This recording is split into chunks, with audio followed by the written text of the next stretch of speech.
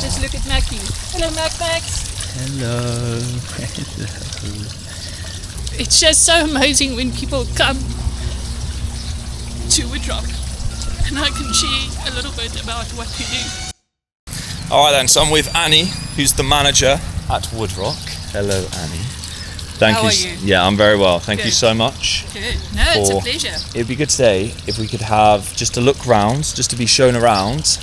And I know you've got one dog in particular that you want to show me and his story. Definitely. So how about if we could have a little tour around? I just want to know what you guys get up to. I want to show the guys what you guys get up to. Okay. And then if we could finish with that, the story of the dog and meet the dog, that'd be amazing. Cool beans, no problem. Okay, so Woodrock Animal Rescue. Sorry, my tongue ties sometimes. I use English for self-defense mainly. But anyways, okay. So Woodrock Animal Rescue comes from the founders, Nicholas and Estelle. They had a place in Woodmead. They had different businesses, but welfare was always their thing. So they started catching dogs on the street, treating them, keeping them safe. And obviously being in a suburban area, it didn't work out. So they had to look for a bigger space and bigger property where they can help more animals and do it in a way that it doesn't bother the neighbors, right? So they came across this piece of land, which is called Woodrock right now, and they've been doing rescue for about 40 years, Wow. which is amazing. Woodrock started small, and we have grown to a huge organization now. It's pretty cool what you have in terms of quite a bit of space, so the dogs for can sure. actually have Yeah, a good way of life in the shelter, do you know what I mean? right. Because back in the UK, for instance, obviously we're stuck for space, and a lot of the shelters are just kennels. There's not much room. Sometimes there's like a garden for them to run around in at lunchtime or whatever. But generally there's not much room, so I think we're going to see here how much room you guys have. No, for sure, definitely. I'm talking under correction, but I think it's about 12, 20 hectares of property that we have at the moment. Are we filling up? Yes, we are filling up. And it's becoming season time. We call it silly season because people do stupid things, as people do.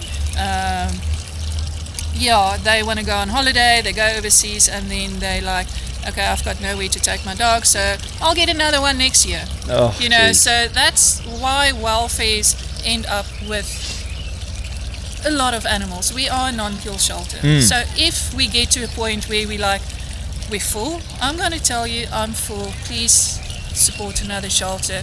I cannot take in any more dogs. I'm not going to put a dog down that's healthy to make space for another animal. I can't do that. Yeah. I can't do that.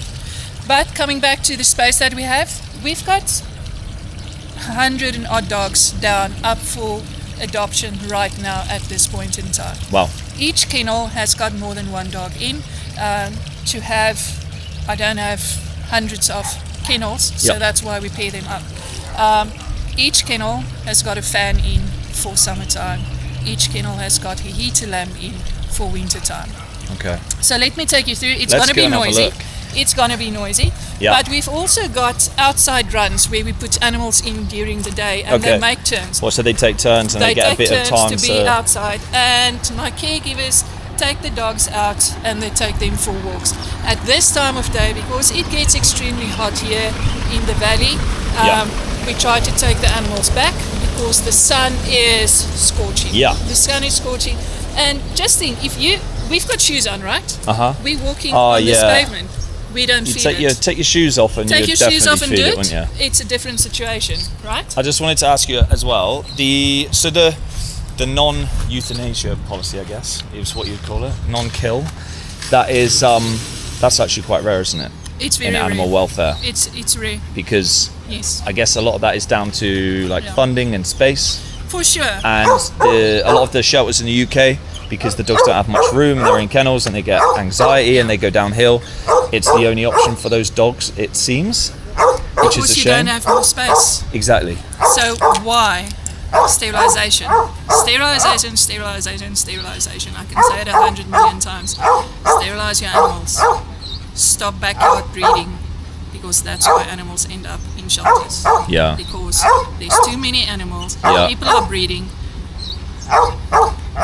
Yeah. Oh, we got some real assholes back in the UK. Yeah, breeders. I don't want to be rude and upset your followers. You can be as rude as you like. People are assholes sometimes. Sorry for my French, but it's reality. That's why shelters are full. That's why other shelters put animals down to make space for other animals. I just can't do it. Yeah. That's why I won't do Yeah. it. We are not hoarding. We don't have sick animals that cannot get up, that is so matted that they sit in their own feces. No, Yeah. that we don't do, because you get those shelters as well. And I know overseas there's a lot of that happening. We're not doing that. But I will not put a healthy animal down to make space. That's actually one of the things that I saw on your website, and that's one of the reasons I wanted to come. Awesome, I'm happy. There's also a dog I wanted to meet down here. As I was showing around earlier, there was one dog in particular that was brought in from one of the townships, and it had been badly abused, and he was quite, I think it's a he was quite nervous. So I wanted to hear sort of like his story as well, even though it may be quite horrible. There's a lot of horrible stuff. Let me take you back. Very excitable, aren't you? Hello. It's just something so that just cute. came to me right now. Okay. It's like Scottish Terriers, right? Yeah. Rolo! There we go, Rolo. Oh wow. Oh, He's nippy, he's very nippy. but it's not his fault. It's not his fault. He had an owner. Right. The owner left him. He arrived here. At first we couldn't touch him at all. Really? Now he will come and he will get onto your lap and he will love you. He will even lick you. Yeah. But try to touch it. He will allow it sometimes, other times he won't. Really? Because of the treatment he had. Is it his fault? Definitely not. No. That's why I'm saying people are assholes. Yep. And that is, I would say, in my opinion, in my personal opinion, 90% what animals go through is human-made, not the animal's fault. Yeah, I completely agree. It's not the animal's rap. Yeah. It's not. Yeah. Yeah, so a lot of the animals that we get in are people either immigrating, people getting divorced, people having to move because of financial So circumstances. people leaving their pets, basically, just dumping them. That's Is the it thing always, that I is it always their fault? No, but at the same time, like honestly, I don't get that. Honestly, I couldn't understand leaving my pet. Do we always Leaving them behind. agree with them? Definitely not. Have we heard all the stories? Definitely yes. Yeah. But on the end of the day, we're not here for ourselves. We are here for the animals. Yeah. Definitely for the animals. And let me just reroute you to downstairs. Okay. So is this the pens? This is the runs where the The dogs runs, go sorry. into during the day. But this little guy Oh, arrived it is a fun. few weeks ago. He's been gelded. He's a bit of a nipper. He Okay. bites. His name is Eeyore. He was rescued and he got gelded. He's in here now just to get over his gelding and just get better. And what then is we're gelding? Sorry. taking out his balls. Oh, okay. Yeah, that's it's a bit of a traumatic experience. So I don't It's blame a bit him. of a traumatic experience. But then we don't have more babies. We don't have more babies on the farm because we've got almost 100 farm animals as well. Wow. Which consist of about 25 donkeys, males and females. So we geld the males. It's easier.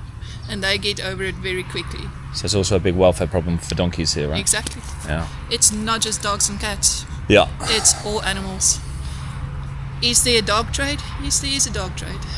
Is there a donkey trade? Yes, there is a donkey trade. Can we always do something about it? One animal at a time. If That's we the save channel. one I've actually. animal at a time. My idea for this channel is to call it One Dog at a Time because There you go. it's mostly about dogs, and I think people think, oh, just give money and it will help a load of dogs. But even if it's just one dog at a time, it is you can That's actually amazing. make a difference. You know, You can so, make a difference. Yeah, You can make a difference. that's cool. So it's not just dogs and cats that we do. We do farm animals as well. We do not do wildlife, but we do farm animals as well as much as we can. Yeah. And with the space that we have. So, interesting fact. Yeah. We've got a physio twice a week. So if there's animals with amputations or injuries that needs physio work with muscles or whatever, we've got a physio that comes in twice a week. We've got a hydro pool that we put the animals in. So we do a lot. We try to do a lot. Is it costly? Oh yes. Yeah. Oh yes, it is. Well, I just know it must be costly because a dog that me and an ex-girlfriend had, it's a big girl, Mastiff Cross American Staffy, who did her knee and needed hydrotherapy. Well, there you go. That stuff is not cheap. Just imagine you going to a physio. What does that cost you? Yeah, it's Cost you pretty expensive. $1.50, Yeah. So it's the same with animals as well. So we are a NPO, but we try to do what we can for the animals. That's why I always say, where's the kindness in humankind these days? We need the funds from public to make this place work. Yeah. It's not cheap. And that's where the kindness of humankind comes in again. Like today I had a group of people that, an organisation that said, we're going to do a food drive. They just chose us. Right. You know, why? I don't know. But it's good people. It's good people. So I don't want to say all people are assholes, but most of them are. There is but some then nice you get people. good people. Yeah, Then you get 100%. good people. So yeah. And that's one of the reasons, because I did a video last week on my golf channel. There was quite a few people that asked, like, so how do I donate? So that's one of the things we'll get to in this video as well. So like some links for them because they want to help. Awesome. That's the idea of this channel, to show what, like, some animal welfare things and help people, like push them in the direction to actually help out as well. Oh my God! Just look at these Look guys. at these guys! Oh, are you going to see them? They haven't had all their backs. Okay, cool. So unfortunately not. That's a shame because they are so cute. They are very cute. So their mom came in. Oh, very vocal. She was sick. She came in for treatment. And when we treat animals, our policy is to get them sterilized, right? If they're not. So I said to the lady, "Can we sterilize?" And she's like, "But I've got puppies." And I'm like, "How many puppies do you have?" And she's like, 8. And I'm like, "Bring your dog. Bring me the puppies, and I'll sterilize your dog for you." And that's how they arrived. I've got a sterilized mom and a sterilized dad at home that cannot produce more puppies because now I sit with 4 more dogs. Yeah. And they grow up. Yeah. When they're like this, they're cute and everybody wants them. These are going to be big dogs, I'm guessing. Yes. They're going to be a little bit bigger than knee high. Yeah. Look at this bully. You've got a very large head, mate, haven't you? I know. Okay. Shh. Okay, they haven't had all their backs yet. Okay. So we can't go in, Okay. unfortunately. Hello guys. Hello guys. Some big dogs. Yes. So we also do boarding. So when people go on holiday and whatever, they can bring their animals to us. We look after them. We do ask if they've got dietary issues to bring their own food, but normally we would like them to bring their own food because they know what they... Especially one like this. Yes. Right. Not cheap to keep fed, this one. No, for sure not. No, they eat a lot. Yeah. They do eat a lot. We feed twice a day. Their kennels get cleaned every day. Blankets get washed, obviously. Yeah. So there's a lot of education that goes into this as well. It's not just taking in dogs and having them rehomed. Yep. We do outreaches. We go and we do education to tell people, why does animals need to be sterilized? Why do you need to feed your puppy 3 times a day? Why does dogs need exercise? Why do they need playtime? You know, you would think it's something that needs to be done, but there's people that don't. And we work with that. And that's why education and outreach is big. You get a lot of educated people with degrees, and they don't know why they have to sterilize their dogs. Dogs get sexual transmitted diseases. Now you've got a thoroughbred in your garden. She's on heat. The dog can smell it 7 kilometers away, a male. Jesus. And they will find it. They will jump the wall, they will break through a fence, they will get to your female. Now your female has got something going on in her vaginal area. You don't know what it is. It could be a sexual transmitted disease, which is TVT. They can get, dogs can get AIDS. Right. You know, keep your animal healthy. Yeah. It starts with sterilisation, right? Start with sterilisation. Easy. Easy. You weren't lying, were you? No, I wasn't. You thought I did. How many donkeys There's there a are? few of the guys enjoying the hay down there. And then a few standing here. All of them have got different stories. I don't know each and every story yet. They've all got names. Yeah, they're fun. Yeah. They keep us busy. Uh-huh. They're always looking for food and treats. This is why they're down here, eh? That's why they're down here. Yeah. And they've got the whole farm to walk around and just be donkeys and just enjoy the Do rest of donkey their life. stuff. Do donkey stuff. Yeah. So some of these were brought from some of them were work donkeys and they were getting not very good treatment, right? I'm Yes, guessing. some of them. And then, you know what, sometimes people move and they get left behind. Just left on the They road. just get left behind on a property and then somebody will phone us and say they see these donkeys, they know nobody's there, they haven't been fed, they haven't got water or whatever, and we go and we get them and bring them to Woodrock. Yeah. Our pigs have got lovely lives. Hello. Good Hello. and you. And then we've got people that come and spend time with the animals Oh, every now that's and then. lovely, isn't it? So Nala is one of our long residents. I don't know if you remember, there was a phase that everybody wanted potbelly pigs, right? So people gave baby pigs away, or they sold them and said they were potbellies, and then they weren't. Right. And that's how some of them ended up here. Hello. You come So up. we are just nosy. We are just nosy. Hey, if you can do that, just feel how soft that is. Wow. It almost feels velvety. Wow. The geese and the ducks go in there. It gets cleaned every second day. There's a lot of work that goes into a place like this. Yeah, It's I not bet. just I bet. here we are and this is what we do. There's a lot that goes into running a place like this. So how many staff do you have? Around 60. Wow. That includes clinic, kennel staff, adoption staff. A lot. We are going to meet Mackie. Okay. Yeah, so we're going down Yeah, to say- meet Mackie. Say hello to these boys on the way by. Hey. Very friendly, aren't they? They are. But I think you've got something for them to eat. I've not got any food, I'm sorry. You follow me? Mackie comes from the Karoo. Okay. Which is desert area, is that right? Yes, yeah. So that's very far from us. We heard about Mackie. They thought a scorpion bit her. We don't think it's the truth because she had neurological symptoms. Okay. right? So you get a illness called distemper.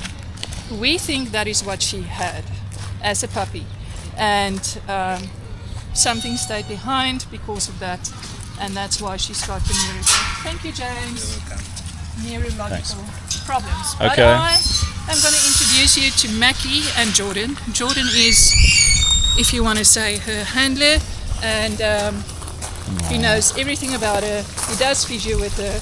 And just look at Mackie. Hello, Max. Hello. Jordan, tell us about Max. So as you can see, she's a little bit of a wobbly dog. Uh-huh. So basically what we suspect happened was she got a bit of a viral meningitis, which caused inflammation on the brain, which led to cerebrum damage. Right. So that you'll see she doesn't have her coordination that Yeah. she's supposed to have, but she's getting a lot better. So when she came in from the Kalahari, she was completely paralyzed. Oh wow. We have now obviously gotten her walking. So she was just She was just lying there, down, basically couldn't really lifting her move head. at all. Yeah, lifting her head to eat and drink, but that was it. And how long have you had? Okay. We had her about, I want to say, 7 to 8 months now. Okay. So we're basically just working with her, trying to get her fine motor coordination working. Yeah. Getting her balance right, getting her proprioception, her Uh-huh. gait and her stride and all of that stuff. So she's come quite a long way then. Come a very long way, yes. Yeah, that's great. Most definitely. Yeah, I've seen a dog on Instagram, Stevie the Wonder Dog, it's called, yes. and I think he's got a similar disability. Oh, I yeah. see. Okay. Very cute dog though. Yes. Hang there. Come say hi. Oh, very sweet. So this dog was found in the So Karoo, she was is it? in the Kalahari. All right. So basically, the tribes that live up there have dogs as working dogs, so they use them for hunting. So basically, when the tribes go out, the dogs go ahead and track down any prey or anything like that. Yeah. So yeah, she was there. So she would have just been left by She them would have just been left, because she was no good to them. Yes, pretty much. And someone found her and brought her here. Is that right? Yes. So there's a lady. She comes and visits quite often. She goes around and tries to help the dogs there. So Mackie was found by her, and then she brought Mackie back to us. Okay. Yeah. So she would have stood zero chance. Yes, yeah. At all. Yeah, she wouldn't have been able to get any food or anything like that.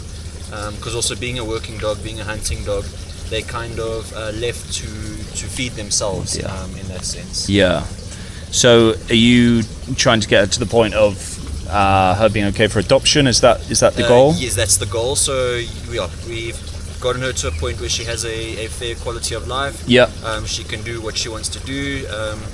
But yeah, we're obviously trying to get her better and find her a home that would fit her, obviously her needs, but also have a home that would love to have her. Yeah. How far away from adoption do you think she is? So I don't think too far. She is ready for a foster. The reason we say foster is because we would like her to still come back. We can reassess her, see at what point she is. Yeah. And then obviously a home environment would be a lot better. So Yeah, we don't want to of course. hold her here. Yeah. But we also do want to do just what's best for her. Absolutely. Very sweet doggy. Yeah. Very cute. Awesome. That's great. Thank you so much for that. No problem. Thank you. Done a great job. Hey, my big girl. Thank you so much for My pleasure. show you around. So the big thing is now, how do guys donate? Especially from the UK. A lot of my audience is from the UK, and I know you have sort of like direct debits that people can set up and stuff. But is there an easy way for guys from the UK, like international payments, to help out? Follow us on Instagram, follow us on Facebook, follow us on TikTok. On all our platforms is banking details. I will get the banking details and I'll share them with you. Okay. That's the easiest way. Perfect. Yeah, so all the information is going to be in the description of this video. So if you have come across, I expect, from my golf channel and you want to help out, information's going to be in the description. And yeah, I hope you've enjoyed this. It's been great. What you guys are doing is amazing. I just want to say thank you so much. I've actually got goosebumps right now for you. And I want to cry. Oh, I don't want to. It's just so amazing when people come to Woodrock and I can share a little bit about what we do. Flip now, I'm crying. Sorry guys, not intentional, but it's heartwarming for us to have international people come to us and ask us what we do. And then we can share our story and share a little bit about what we do and why we do it. And it's not about people. And yes, do I say people are assholes? There's not just assholes out there. There is kind people, there is good people. Yeah. People like you coming to us, asking us what we do and trying to help us. Welfares need that. yeah. Welfares are full to capacity because sterilization doesn't get done. Our welfares need to go out and educate and do outreach and all that, and we can only do it with the support of the public. Without that, our hands are tied and we cannot help animals like Mackie, the donkeys that's out here. If we don't have the funds, we cannot do anything. Yeah. Yeah. So I just want to say a very heartfelt thank you for My choosing pleasure. us and coming and seeing what we're about and putting it on your My channel. pleasure. Thank you guys out there, really appreciate it. Follow him, he's a good guy. I mean, he loves animals, he must be a good guy. So yeah, I just want to say from our side, thank you so much. Yeah. Thank you for having me. It's been an absolute pleasure, and I hope this helps. Thank you.